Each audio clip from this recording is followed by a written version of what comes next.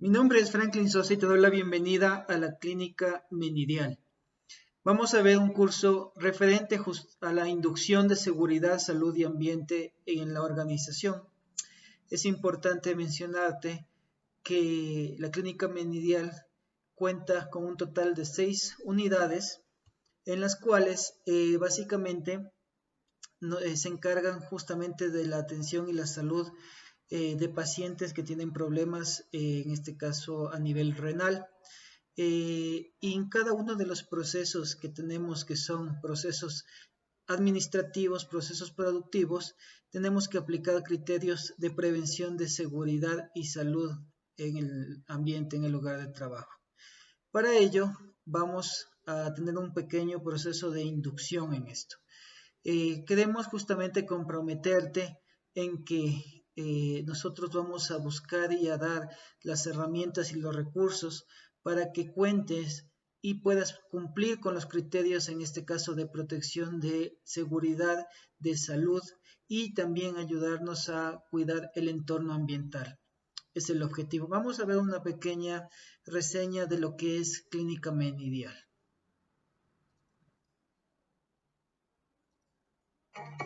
Compromiso con la vida, el trabajo de la Clínica de Riñones Menidial. Con 37 años al servicio de los ciudadanos, Menidial es una empresa de servicios de medicina, nefrología y diálisis presente en el mercado desde 1980 en Quito. Inició luego en el 2003 en Riobamba y en el 2007 en la ciudad de Ibarra. El doctor Cristóbal Santa Cruz, que es el fundador de esta unidad médica, regresa obteniendo su título de especialidad en el Brasil. Entonces la ilusión de él era retornar y pues atender a pacientes que necesitaban medicina especializada para el tema renal. Es así como él empieza a trabajar con el IES, atendiendo a pacientes insuficientes renales. Tenía 4 pacientes cuando inició esta actividad. Y poco a poco fueron creciendo las necesidades y lo más importante es que con el paso del tiempo vimos que la gente venía desde muy lejos. Entonces empezamos a formar sucursales para acercar el tratamiento a los enfermos, para que no viajen tantas horas y puedan realizarse en sus ciudades de origen. Entonces actualmente tenemos 5 unidades, en Tulcán, en Ibarra, Quito, Ambato y Riobamba. La relación con los pacientes es bastante amplia, realmente se les atienden muchas esferas, tanto en el tema psicológico, nutricional, en el tema social, en el tema médico, inclusive en temas de terapia ocupacional. O sea, la atención es bastante extensa, completa. Realmente los pacientes que antes pues tenían una esperanza de vida muy corta, ahora viven 14, 15, 20 años con una calidad de vida muy buena. Entonces podemos decir que esto se ha logrado gracias a que hay muchos profesionales que están pues poniendo un granito de arena en cada área que el paciente requiere. Los clientes de Menidial saben que los servicios nefrológicos integrales están avalados por estándares internacionales de calidad, renovación continua de equipos y personal motivado, certificado y comprometido. Trabajamos principalmente con el IES, el Ministerio de Salud Pública, el ISPA y el ISPA.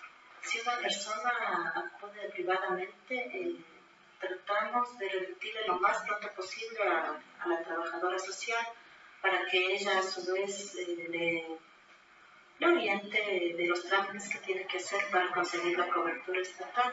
Esto debido a que el tratamiento es bastante caro, los insumos no se fabrican en nuestro país, todos son importados, entonces la sesión es costosa y no sería posible prácticamente mantenerla. Por esto y por mucho más, Menidial es nuestro empresario de éxito de esta semana. Pues bien, vamos a topar los temas justamente de prevención a considerar en nuestras actividades de trabajo. Como un primer punto es básicamente los temas de seguridad y salud. Los principios a seguir en sí, vamos a la parte de definiciones. La seguridad lo que busca es generar mediante medidas de prevención, evitar la exposición de accidentes y enfermedades ocupacionales. Básicamente de acuerdo a ciertas medidas de prevención como son justamente tratar de eliminar el riesgo en la fuente, en el origen, en el medio de transmisión y usando los equipos de protección personal que tenemos.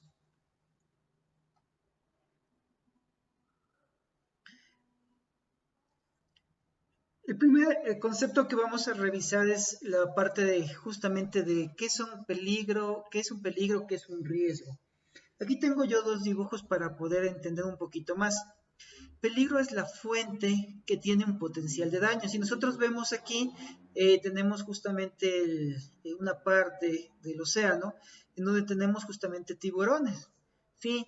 Estos tiburones están ahí latentes, siempre está ahí el peligro ahí, pero necesita algo, ¿no es cierto?, para que básicamente genere esa exposición al daño.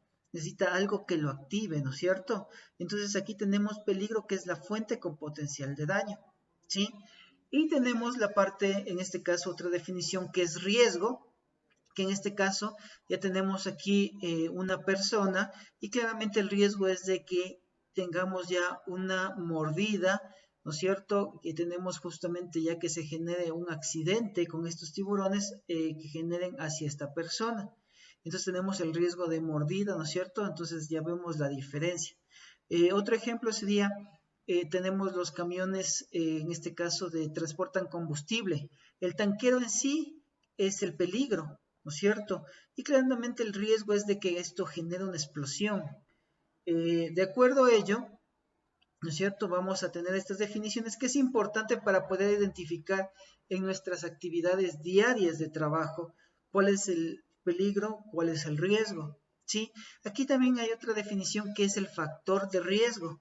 El factor de riesgo nos dice que es el elemento o agente o parte del peligro agresor que genera esa posibilidad, ¿no es cierto?, de que se dé ese riesgo de que en este caso genere se genere ese accidente de que tengamos que muerdan esos tiburones, ¿no es cierto?, y lastimen a esta persona. Entonces, ¿cuál sería ese elemento agresor? Va a ser justamente los tiburones.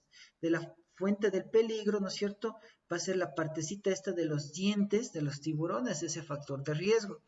En la parte técnica, nosotros tenemos grupos de estos factores de riesgos que se han asociado de acuerdo a su actividad, como justamente factor de riesgo físico, factor de riesgo mecánico, factor de riesgo ergonómico, que ya hablaremos más adelante, biológico, ¿sí? Factor de riesgo psicosocial, ya lo veremos más adelante. Otro concepto básico muy importante son, ¿qué son los actos inseguros? En este caso, son la falta de compromiso, la falta de, en este caso, involucramiento del trabajador, del colaborador, en seguir ¿qué? Las normas, los procedimientos. Le dicen a la persona, tienes que usar el equipo de protección personal, y esa persona no respeta y no sigue esas disposiciones. Es una acción insegura, es decisión propia de la persona. Tengo un ejemplo. Imaginemos que tenemos nosotros un paso de un puente a desnivel, un paso elevado, para evitar cruzar por una vía principal. Lo correcto es que yo use y cruce por esa vía. Pero ¿qué sucede? Que muchas veces por optimizar, entre comillas, nosotros pensamos que estamos haciendo una reducción del tiempo, cruzamos por debajo. Es una acción insegura. ¿Por qué? Porque decidimos hacerlo. ¿Sí? Acción insegura. Y claramente nos exponemos a que venga un vehículo a alta velocidad y genere un atropellamiento, y claramente el tiempo que pensábamos que íbamos a ganar va a salir en este caso con un tiempo mayor, porque tenemos un proceso de, en este caso, de hospitalización, ¿no es cierto? Y que incluso podría generar que sea algo fatal. Por lo tanto, hay que tener en cuenta que la acción insegura son esa falta de compromiso, ese exceso de confianza que podemos nosotros tener en no seguir la normativa, en este caso establecida nacional o interna de la organización. ¿Y qué es una condición insegura? Una condición insegura tiene que ver con las deficiencias que yo voy a encontrar en el entorno donde realizo mis actividades laborales. Puede ser justamente un piso como está acá, con un derrame, puede ser que tenga un piso con superficies que ocasione que justamente tropiece, caiga, o justamente condiciones donde yo tenga que conectar la energía eléctrica, tomacorrientes o herramientas, ¿no es cierto?, que están en mal estado. Son condiciones inseguras y que claramente aumentan esa posibilidad de que se genere un accidente o a su vez una enfermedad ocupacional. Las condiciones inseguras, a diferencia de las acciones inseguras, yo ya no las puedo manipular, sino que dependo, en este caso, de un tercero. Por ejemplo, este piso mojado se generó tal vez por la falla de otro compañero. Entonces, no es culpa de esa persona, a diferencia de la acción insegura que yo las puedo decidir. Esta condición insegura me dijeron, mira, tienes este tablero eléctrico, tienes que hacer un trabajo ahí. Son condiciones en las que yo ya me encuentro y que no dependen de mí. Y hay que tomar en cuenta que para evitar que se genere justamente el accidente o la enfermedad, yo tengo que corregir la acción y la condición. Y la acción es fácil corregir, la acción es justamente con una capacitación, hablando con la persona, ¿no es cierto?, sensibilizando la importancia de seguir las normas. Pero las condiciones voy a necesitar un recurso, ya sea que un recurso de tiempo de alguien que venga a limpiar, un recurso económico para comprar los dispositivos de una tapa, corregir, ¿no es cierto?, un recurso económico y que va a generar tal vez una demora más. Pero es importante tomar en cuenta que para que se genere un accidente laboral, yo tuve esa condición de la acción insegura más la condición insegura. La combinación de los dos ocasionó que se presente el accidente laboral. Pero si yo analizo, vamos a tener aquí unos ejemplos, yo analizo a esta persona, ya se genera un tropezón y se va a caer, se está generando un accidente laboral que tiene como una consecuencia, ¿no es cierto?, una lesión. Esta lesión puede generar una incapacidad que puede ser temporal, ¿no es cierto?, después de unos días, meses se va a recuperar, o puede ser permanente, que todo el resto de su vida va a tener esa incapacidad. Además de que tenemos accidentes que pueden generar, en este caso, consecuencias fatales. Analicemos cuál fue la acción y la condición insegura para este accidente. La condición, en este caso, va a ser este cable cruzado, que tal vez en el pasillo principal, como no tenemos un buen diseño, la gerencia de mantenimiento colocó justamente ese cable cruzado. Entonces tenemos justamente un riesgo de tropezón. Pero la acción insegura es que esta persona estaba con el celular, estaba distraído y no se percató que iba a cruzar por justamente este obstáculo que se tenía, ocasionando acción y condición, tropezón. Analicemos qué pasaba si yo corrijo la acción insegura, lo que depende de la persona. La persona está atenta, sabe que no debe, en este caso, caminar mientras, no debe revisar su teléfono mientras está caminando. Entonces va a estar pendiente de que aquí hay un obstáculo, que existe esa condición insegura. Y va a poder, ¿no es cierto?, levantar su pie y evitar que se presente el accidente. En este caso, se generó una acción correctiva sobre la acción, en este caso sobre la actitud de la persona. Pero si queremos cambiar la condición insegura, va a ser un poco más difícil. ¿Por qué? Porque tal vez vamos a indicar que este cable no debe estar ahí. Y para que este cable no debe estar ahí, quiere decir que nosotros debemos tal vez generar una instalación en la que debemos romper la baldosa, el piso, para instalar este cable, porque aquí tenemos justamente equipos de oficina que necesitan ser conectados justamente con una fuente eléctrica. Entonces va a necesitar un tiempo de recurso económico, un tiempo de recurso tiempo. Es más complicado corregir la condición. Claro que se la debe reportar y se la debe solucionar, pero es una acción que se corrige a mediano o largo plazo. En cambio, la acción se corrige de forma inmediata. Analicemos qué pasó acá. Tenemos un proceso de reparación de un equipo, una sierra circular. La persona tiene un atrapamiento de mano y claramente va a tener una pérdida y una lesión importante a causa de esto, un accidente importante, ¿no? Si analizamos, vamos a ver que es una persona que estaba haciendo un tipo de mantenimiento.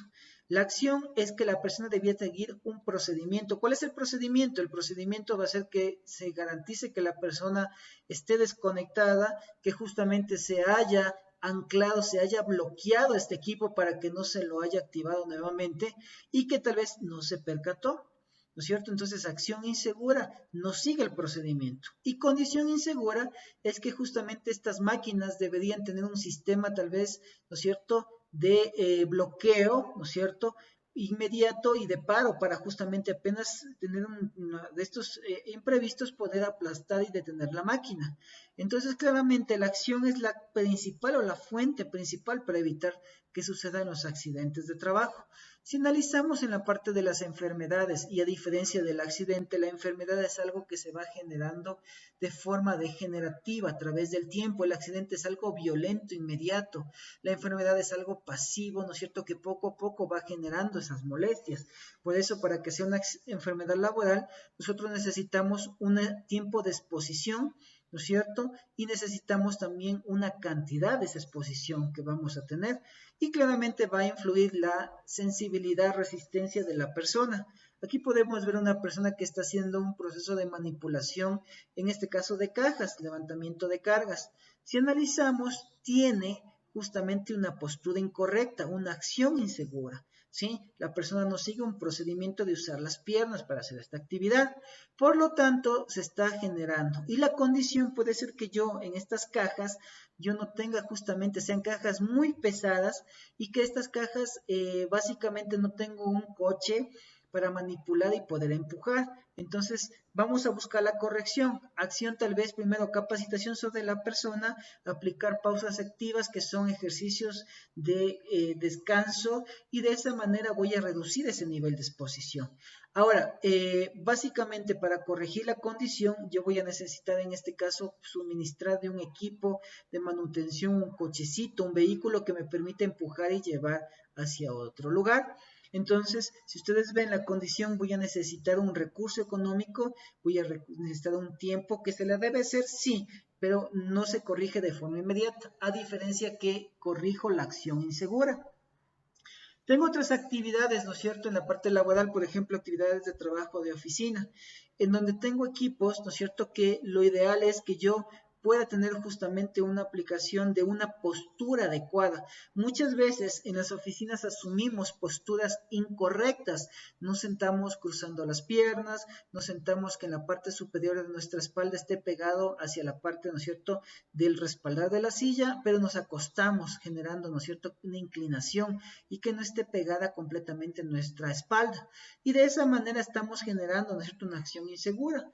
Por la condición tal vez de que tengo equipos portátiles, recuerden que las dimensiones que yo voy a encontrar no son siempre iguales y además las personas que tenemos una, se llama la parte antropométrica, en donde se refiere a la parte de las dimensiones y estaturas de la persona que no son iguales y que básicamente van a influir en esas condiciones de las herramientas, el equipo, el ambiente donde desarrollan las actividades.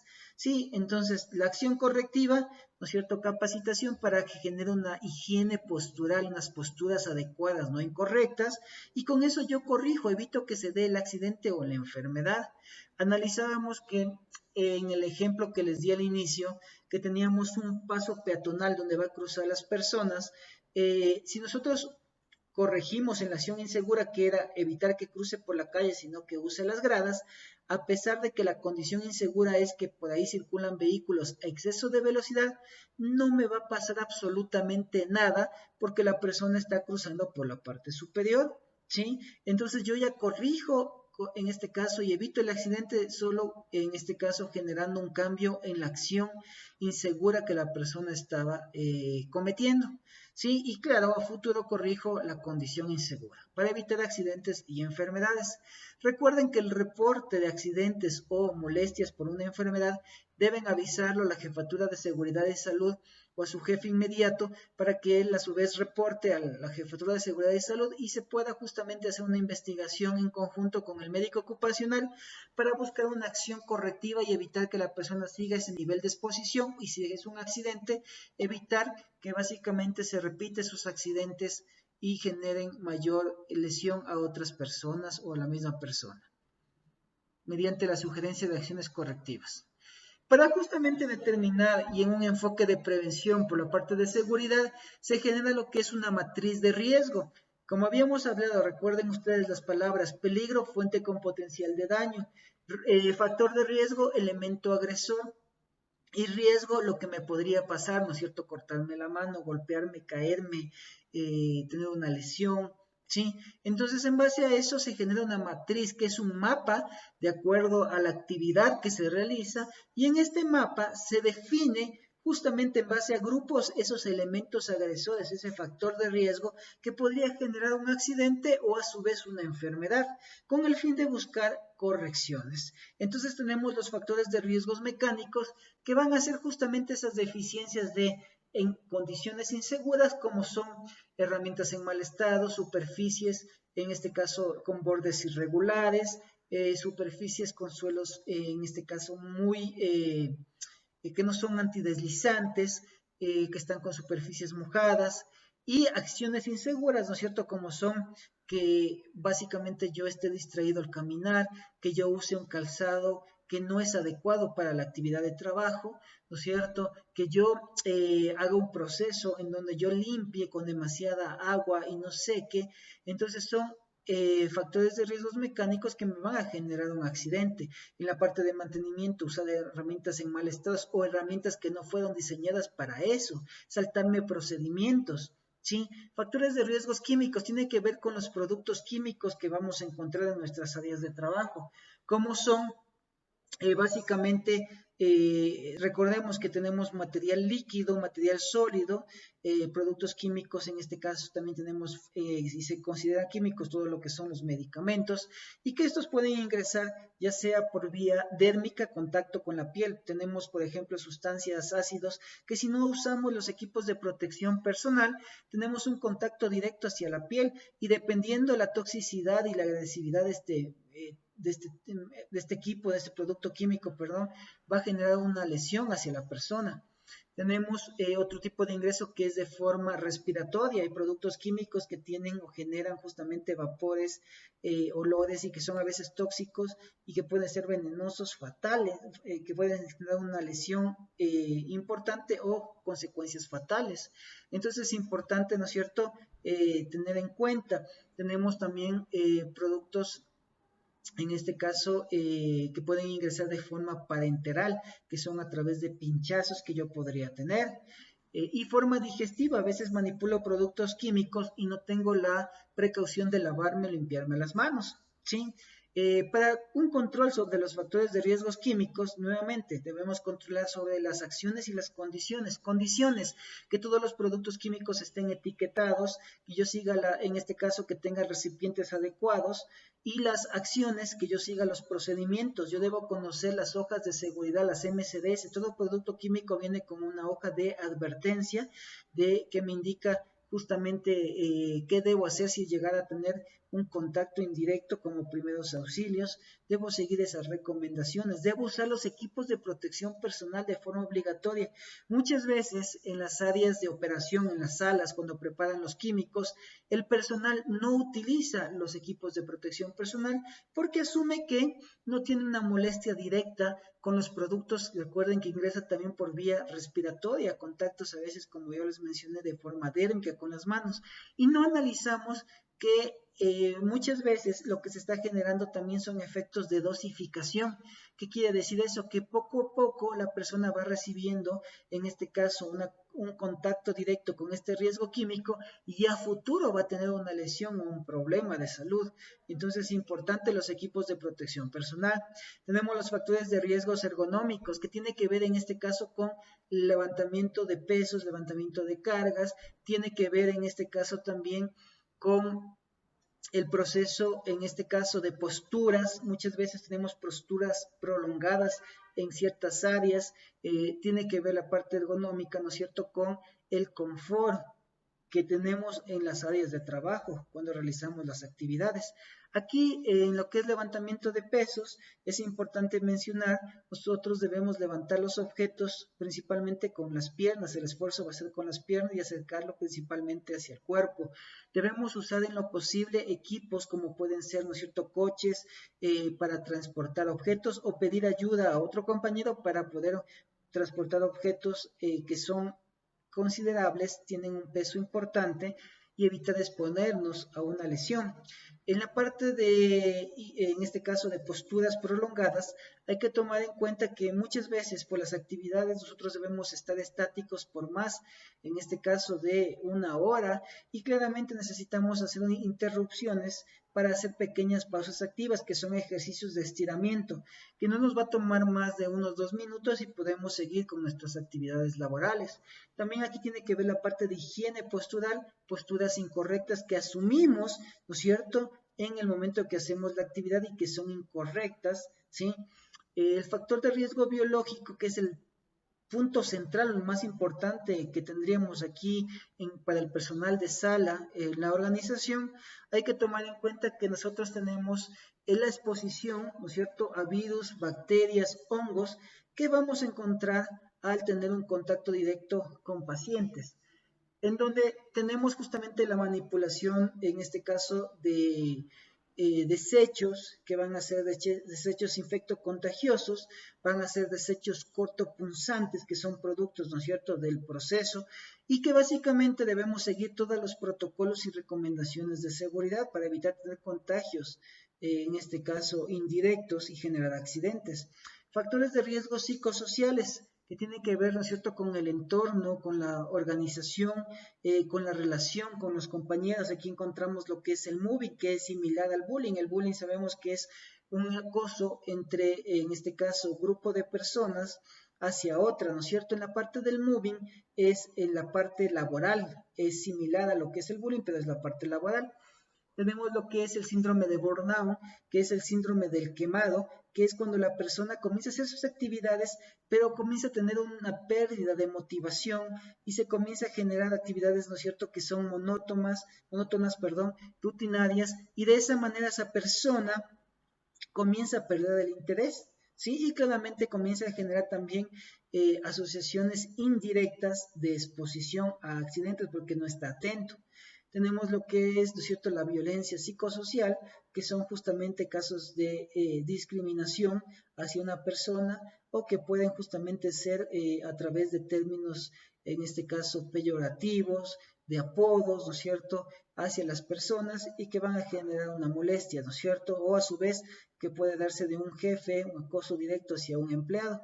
Para justamente los controles, en este caso, nosotros tenemos que tratar primero de, si tenemos o identificamos a la persona directamente, conversar y preguntar por qué se está generando ese malestar para buscar una solución, y si no, informar a la persona, al administrador, a nuestro jefe inmediato, para que se comunique con talento humano y pueda generar una investigación y buscar la solución. Tenemos los factores de riesgos físicos, en donde básicamente tenemos la exposición, en este caso, lo que es los cambios a la parte de iluminación excesiva, iluminación deficiente, a la parte de temperatura, demasiado calor, demasiado frío, ¿sí? Tenemos a la parte de la parte de físico, lo que son los ruidos, vibraciones que podríamos tener. En nuestra organización, la parte de los riesgos físicos se ha controlado, no tenemos una mayor, llamemos así, prevalencia realmente, y claramente debemos nosotros siempre notificar si es que tenemos duda de que hay demasiado ruido, de que nos falta la iluminación, para buscar la acción correctiva. Tenemos lo que es los accidentes mayores, eso se refiere justamente tenemos nosotros lo que es los tanques de oxígeno, que tenemos en algunas áreas de mantenimiento lo que es la parte de generadores, en donde tenemos combustible, y que claramente si llegara a darse un evento que genera un accidente, va a generar una consecuencia importante. Entonces aquí nosotros lo que hacemos es validar que se sigan igual los procedimientos, evitar generar, ¿no es cierto?, exposición a lugares donde tenemos justamente material combustible, generar la exposición, en este caso, de fuego, de llamas, para evitar que se presenten estos eventos.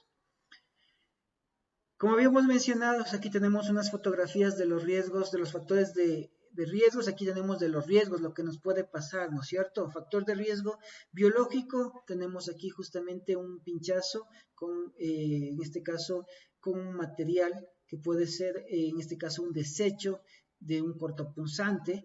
Tenemos básicamente derrames de productos químicos, ¿sí? tenemos justamente al momento hay un proceso que hacen en la parte de sala que es cortar gasas y tenemos dos tipos de sierra o cortadora y básicamente de acuerdo a esta es la cortadora que sería de menos riesgo, pero el manipular de forma incorrecta nos puede generar una exposición de cortes. ¿Sí? En el momento de manipular también los productos químicos para hacer, en este caso, la limpieza o mantenimiento o para el proceso productivo.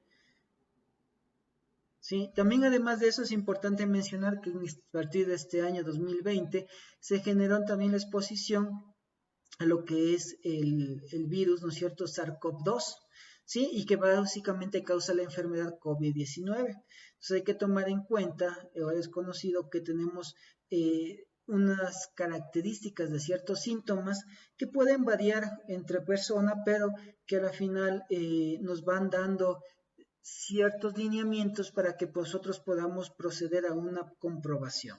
¿Sí?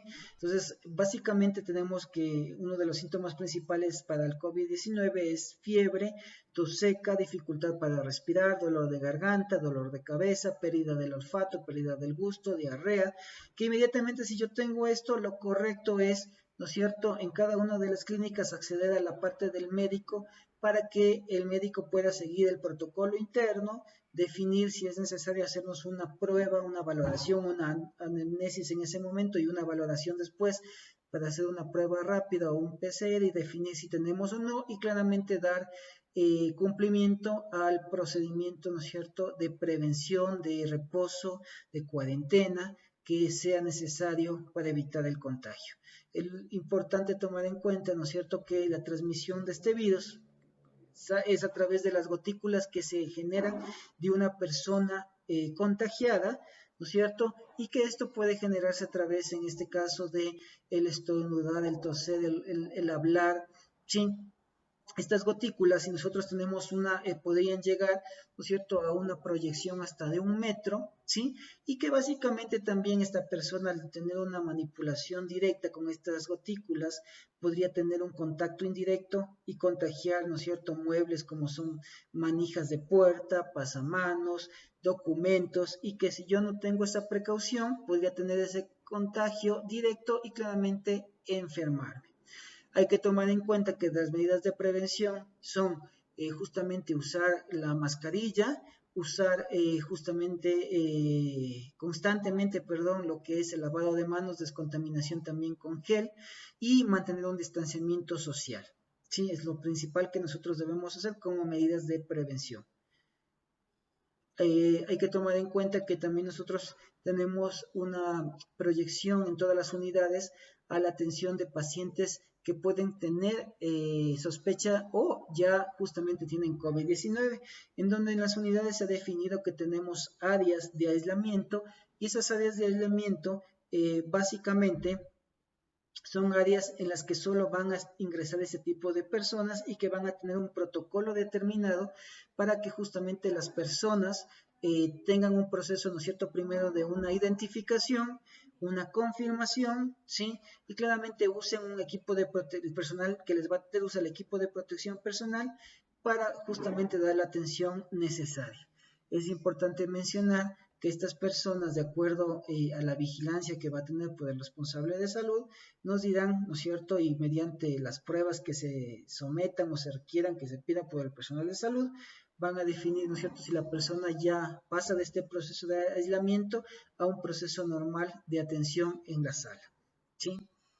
Es importante también mencionar que nosotros en todo proceso de ingreso a las unidades tenemos que pasar por un proceso, ¿no es cierto?, de descontaminación a través de un rociado de, en este caso, un producto en una concentración baja como es el amonio cuaternario y luego una toma de temperatura y toma de síntomas por parte de la persona de vigilancia o la parte de licenciada de enfermería para poder identificar que el personal puede ir a sus áreas a trabajar o los pacientes están en condiciones normales. Si no tienen no están dentro de, en este caso, un nivel de temperatura que sea superior a los 37.5 grados centígrados, pues la persona será notificada para que el médico, en este caso, pueda hacer una revisión, ¿sí? Y inmediatamente, de acuerdo a eso, determine si necesita pasar al área de aislamiento o se le defina un turno para que tenga y pueda tener un turno en el área de aislamiento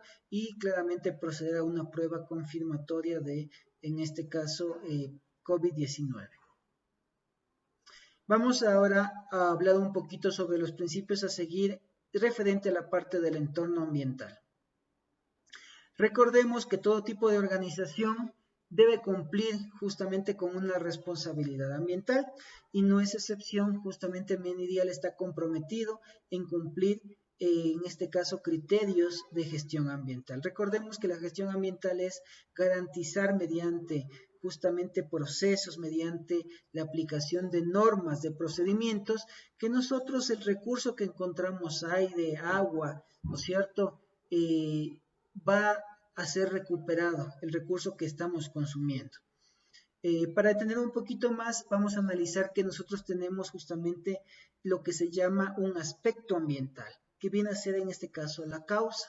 En este caso son los elementos, actividades, productos o servicios que la organización tiene, interactúan con el medio ambiente y va a ser justamente, ¿no es cierto?, la causa en el aspecto, qué es lo que podríamos nosotros tener, cómo son el uso, ¿no es cierto?, de publicidad exterior excesiva, el consumo, ¿no es cierto?, de materias primas, consumo de energía eléctrica, consumo de agua, consumo de combustible, aprovechamiento de recursos naturales si es que fuera el caso, generación de emisiones, emisiones de ruido, generación en este caso, ¿no es cierto?, de vertimientos de aguas residuales, ¿sí?, generación de desechos, de residuos sólidos, derrames de productos químicos, ¿no es cierto? Entonces van a ser justamente lo que nosotros vamos a interactuar y claramente el impacto ambiental que va a ser el efecto que vamos a causar es en estas condiciones, en esos aspectos que señalamos, ¿qué es lo que estamos haciendo? Por ejemplo, la afectación directa de la fauna y la flora, afectación, ¿no es cierto?, directo en lo que se refiere a contaminación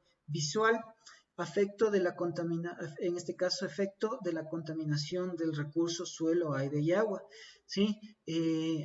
Sobrepresión al relleno sanitario, ¿no es cierto?, generación de desechos, en este caso, peligrosos, entonces va a ser nuestro impacto que vamos a tener. De acuerdo a lo mencionado, ¿no es cierto?, aquí tenemos un ejemplo, el aspecto y el impacto, para entender un poquito mejor. Aspecto, consumo de energía, consumo de agua, consumo de elementos, de insumos, generación de vertimientos de aguas residuales, generación de residuos, ¿no es cierto?, ordinarios, peligrosos, aprovechables, desechos comunes, basura común. Y el impacto es contaminación del recurso suelo, aire, agua, aumento de la cantidad de residuos a manejar, ¿no es cierto?, es lo que va a estar generando. Las buenas prácticas ambientales, que es el plan que, en este caso, toda organización debe cumplir, es, ¿no es cierto?, buscar las medidas o las estrategias para comenzar a reducir esa exposición, ¿no es cierto?, de impacto que se está generando, como apagar y desconectar los computadores al finalizar la jornada, apagar la luz de la oficina si no se requiere, ¿no es cierto?, separar adecuadamente la basura, hacer una clasificación de desechos, cerrar las llaves, en este caso del agua mientras nos jabonamos, ¿no es cierto? De esa manera comenzamos a generar medidas para buscar una solución. Tenemos básicamente que en lo que se refiere a las clínicas de los riñones Menidial, las diferentes unidades, vamos a generar desechos de oficina y en cada una de las organizaciones tenemos una clasificación. Tenemos tachitos negros para desechos comunes y tachos de color rojo para los desechos biológicos y los guardianes para los desechos peligrosos, pero que son los cortopunzantes, ¿sí? Y tenemos una clasificación, ¿no es cierto?, para comenzar a controlar eso. Se generan desechos, en este caso de basura común, de lo que son alimentos, ¿sí? Se generan desechos de residuos infecciosos, en donde también se genera una participación de cursos para que el personal, tanto un curso externo que nos da el Ministerio de Salud Pública como un curso interno que lo damos en la organización, nos permita adquirir el conocimiento para un buen manejo de desechos que se generan referente a la parte de residuos infecciosos, residuos peligrosos. ¿sí? Tenemos justamente también que se generan desechos por lavados de equipos, en donde tenemos justamente equipos y procesos como son unas plantas de tratamiento de aguas residuales, donde generamos una dosificación, en este caso de hipoclorito. Además de eso, también en algunas unidades generamos una dosificación con ozono, y de esa manera tratamos de que se dé cumplimiento, ¿no es cierto?, a un proceso de recuperación del recurso agua, ¿sí? Entonces, de esa manera también generamos todos los desechos que se envían, los enviamos también a un gestor calificado, en donde el gestor calificado justamente nos garantiza a través de la documentación, de la verificación, que lo hace las entidades de regulación y control, que este gestor elimina estos desechos y los destruye correctamente, todo lo que son desechos biológicos. De esa manera no afectamos, ¿no es cierto?, y reducimos esa exposición de contagio hacia el entorno ambiental. Los controles, ¿no es cierto?, que se realizan principalmente, se realizan de forma semestrales, lo que son análisis de medición de aguas residuales para verificar que la dosificación que hacemos, que es siempre, en este caso diaria, las dosificaciones que hacemos, justamente garanticen que los resultados estén dentro de los parámetros permitidos por la normativa ambiental, ¿sí? También en la parte de los desechos biológicos sólidos, ¿no es cierto? También los desechos farmacéuticos, peligrosos y no peligrosos, lo que son también los desechos de cortopunzantes que enviamos al gestor, y el gestor viene de 2 a 3 días a la semana, ¿no es cierto? Y se lleva estos desechos para hacer su proceso de disposición final. Es importante mencionar aquí la diferencia entre los tipos de desechos que generamos. Nosotros generamos desechos comunes y que son depositados en los tachos de color negro. Tenemos desechos, en este caso de papel cartón, que van principalmente al contenedor de color gris, desechos plásticos que van al color azul, y los desechos peligrosos que van en este caso al tacho de color rojo. Y que básicamente también ahí se coloca lo que son materiales cortopunzantes, ¿sí? En este caso en los guardianes, en los recipientes definidos para este proceso de recolección de este tipo de desecho. Lo que sí es importante es evitar que justamente se mezcle desechos, en este caso biológicos, en los recipientes de desechos comunes.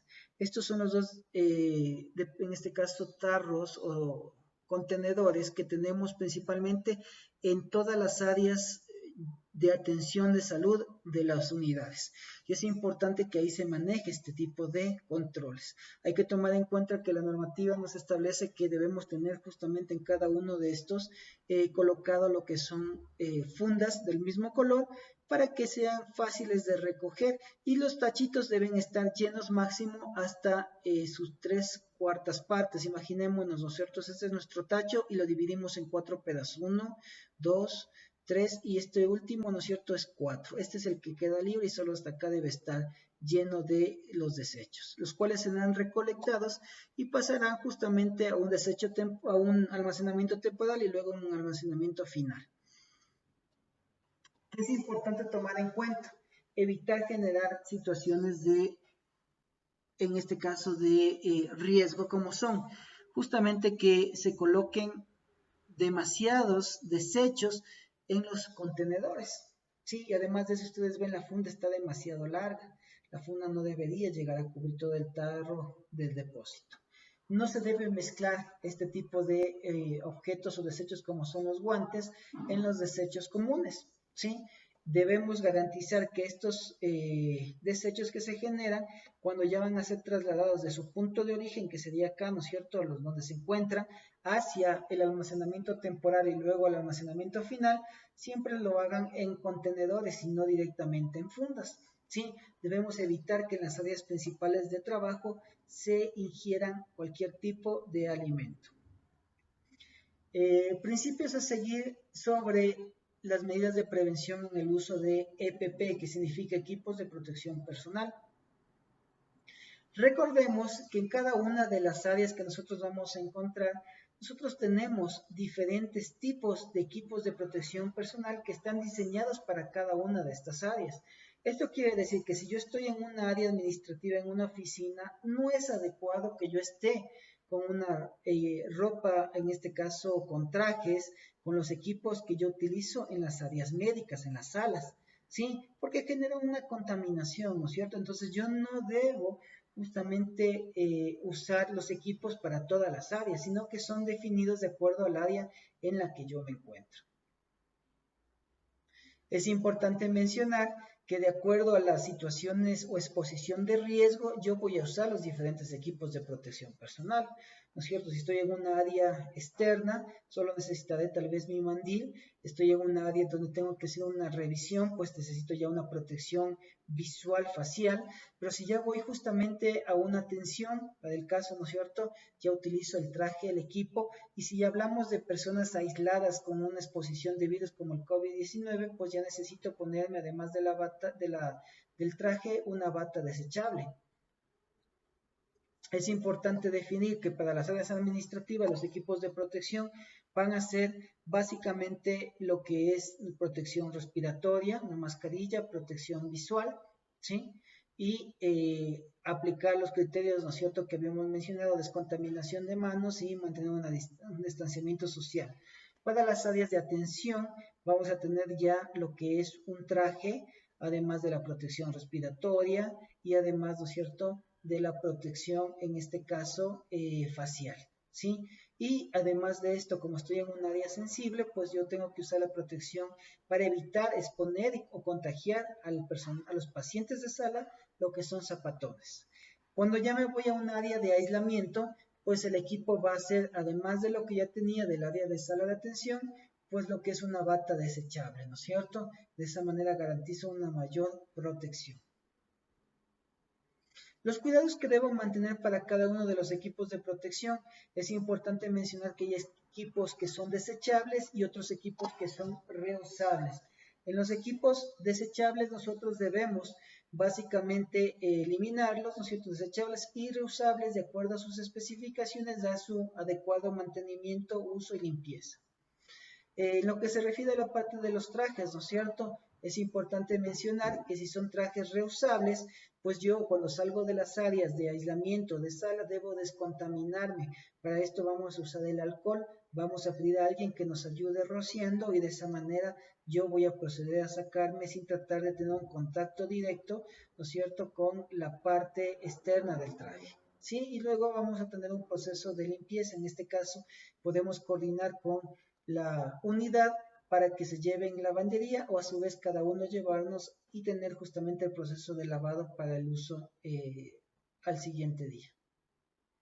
Para lo que se refiere a la protección respiratoria, tenemos mascarillas desechables, ¿no es cierto?, que van a ser eliminadas. Quiere decir que estas van a durar hasta 8 horas consecutivas, seguidas, ¿no es cierto? Si yo utilizo unas 4 horas, ¿puedo yo utilizar otras 4 del día de mañana? Sí, siempre y cuando las manipule o las guarde de forma adecuada. Si yo manipulo, ¿no es cierto?, en la parte interna de la mascarilla con mis dedos, no va a ser adecuado que yo lo utilice al siguiente día, ¿sí?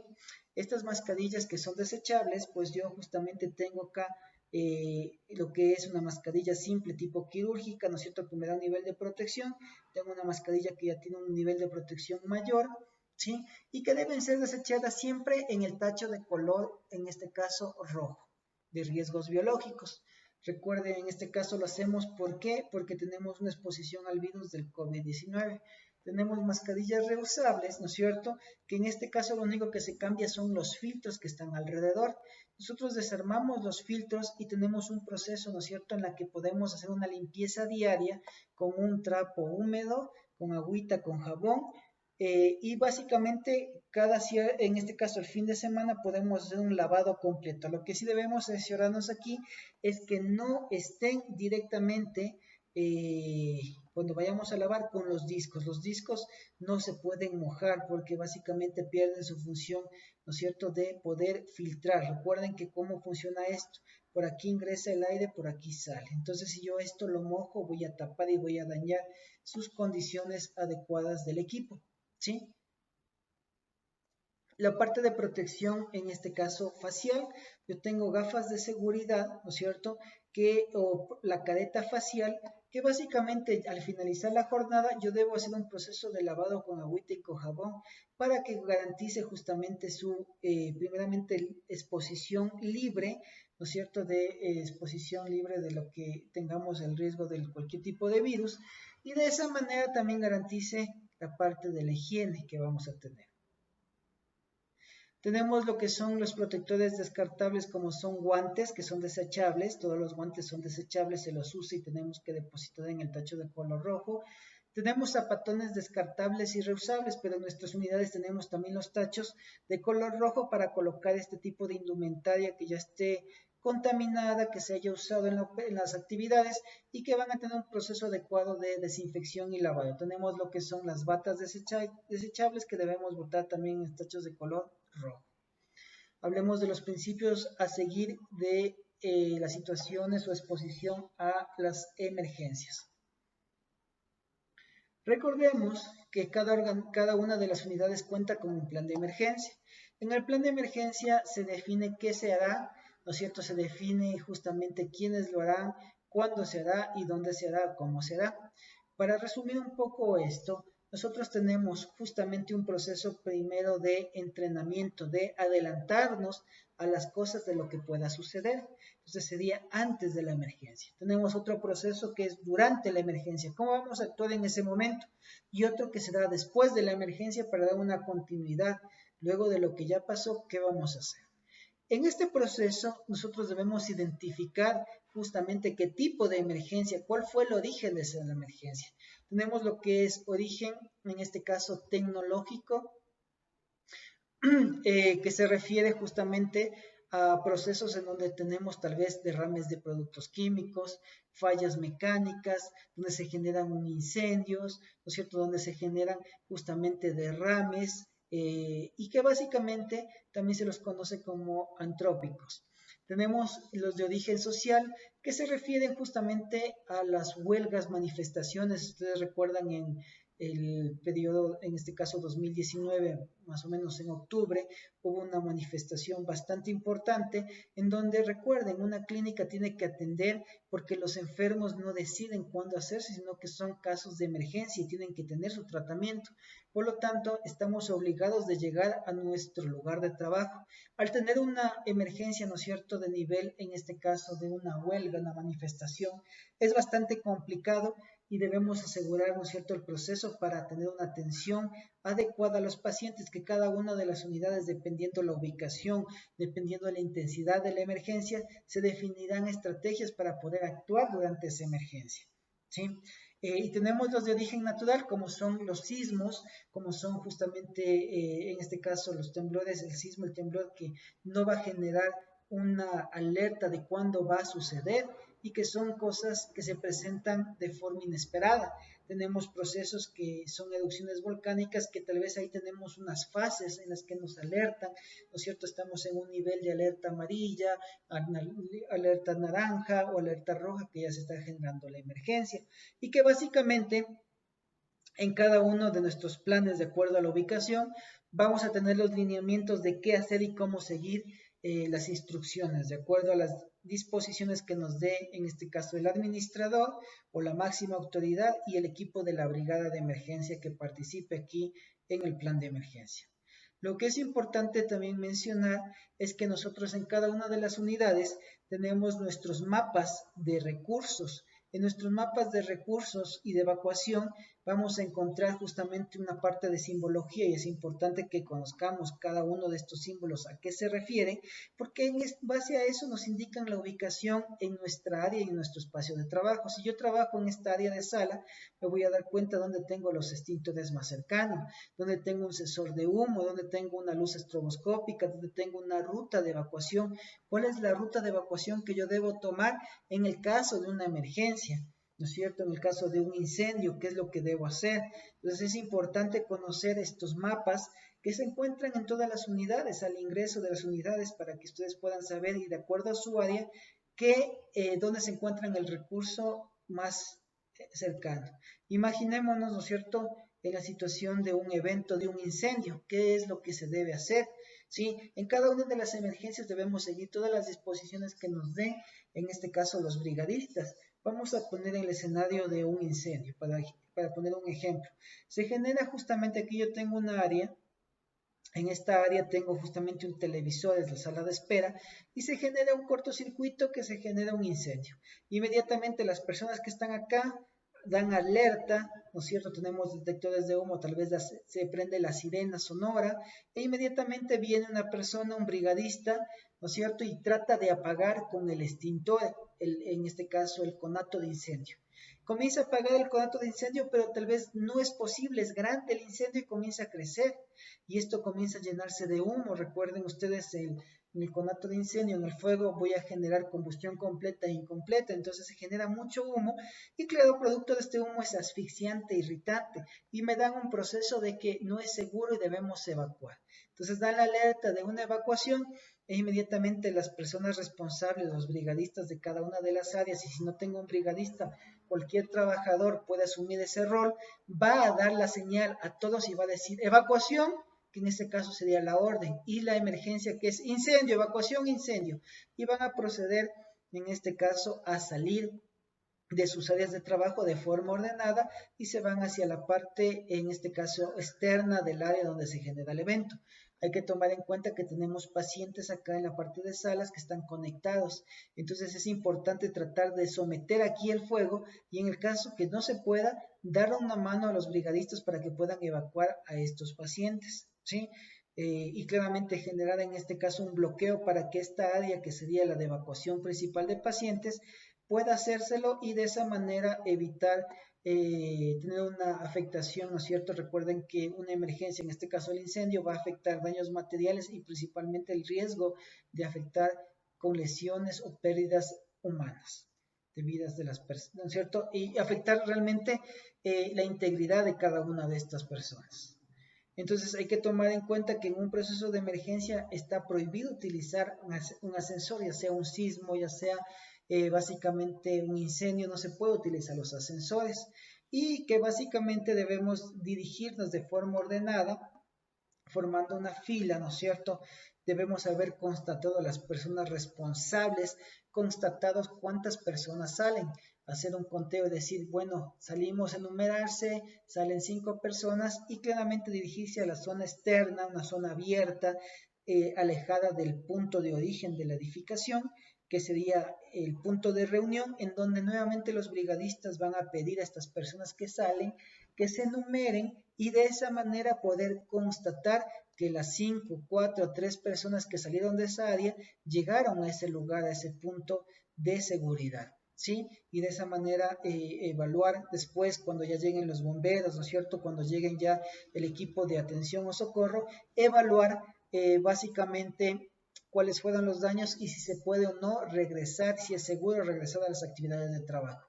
Tomen en cuenta en que cada una de las unidades tenemos también lo que son los pulsadores de incendio que se van a presionar y van a dar una alarma sonora para dar la señal de evacuación. Es importante mencionarles que la seguridad y la salud es responsabilidad y tarea de todos. Es un compromiso que la organización tiene y que justamente para que funcione tiene que, como recuerdan ustedes, se mencionó, tenemos que evitar generar acciones inseguras. La parte de la organización es corregir esas condiciones inseguras que se pueden presentar y la parte del empleado, del colaborador, es básicamente corregir esas acciones inseguras. Les doy la bienvenida a la organización. En caso de cualquier duda o inquietud, por favor comunicarse. Dejo aquí la información, los datos. Básicamente daré el apoyo que se requiera de forma inmediata. La idea es trabajar en equipo, la idea es prevenir que justamente nos expongamos a accidentes o enfermedades. Gracias por su atención.